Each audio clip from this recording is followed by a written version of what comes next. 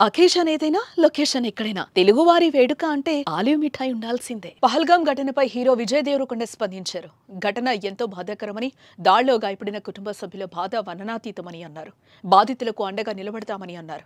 కశ్మీర్లో జరుగుతున్న దురాఘాతాలకు కారణం చదువు లేకపోవడమే. వాళ్ళందరికీ చదువు చెప్పించి బ్రెయిన్ వాష్ కాకుండా ఉండేలా శిక్షణ ఇవ్వాలని అన్నారు.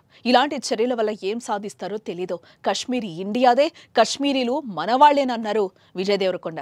ఇక తను 2 ఏళ్ల కిందట అక్కడ షూటింగ్కు వెళ్లానని, చాలా బాగా చూసుకున్నారంటూ కశ్మీర్తో తనకున్న అనుబంధాన్ని పంచుకున్నారాయన.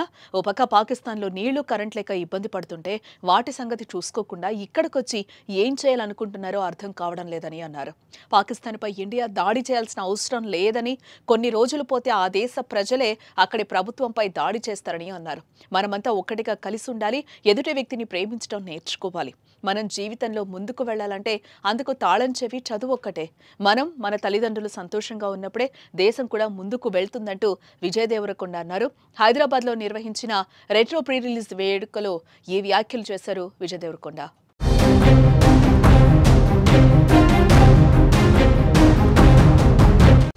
ఒక్క 2 నిమిషాలు మొన్న కశ్మీర్లో జరిగిన సంఘటన గురించి I just want to tell all the families that lost somebody they loved, somebody that was a parent, somebody that was a son, somebody that was a husband. I want to tell them all that we are all thinking about you.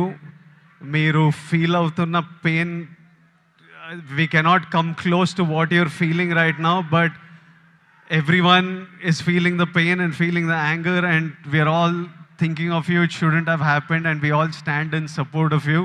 ఇప్పుడు కశ్మీర్లో ఇట్లాంటివి అవుతున్నాయి కదా, దానికి కూడా solution ఆ కొడుకులకి ప్రాపర్గా ఎడ్యుకేషన్ ఇప్పించి ఇట్లా బ్రెయిన్ వాష్ కాకుండా ఏం సాధిస్తారో నేను చెప్తున్నా. కశ్మీర్ ఇండియాదే, కశ్మీరీస్ మనోలే. నేను 2 years బ్యాక్ ఖుషి అప్పుడు కశ్మీర్లో షూట్ చేసిన. నాకు ఎంత మంచి మెమరీస్ ఉన్నాయో వాళ్ళతోని. వీళ్ళు పాకిస్తాన్ వాళ్ళు వాళ్ళ మనుషులను చూసుకోలేక అక్కడ కరెంట్లు లేవు, నీళ్ళు లేవు, వచ్చి ఇక్కడ ఏం చేయాలని చూస్తున్నారో. ఇండియా పాకిస్తాన్ మీద అటాక్ చేయాల్సిన పనే లేదు.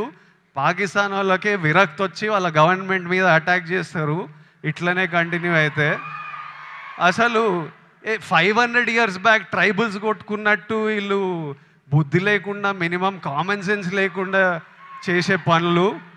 మనము we should stand united as people, love each other.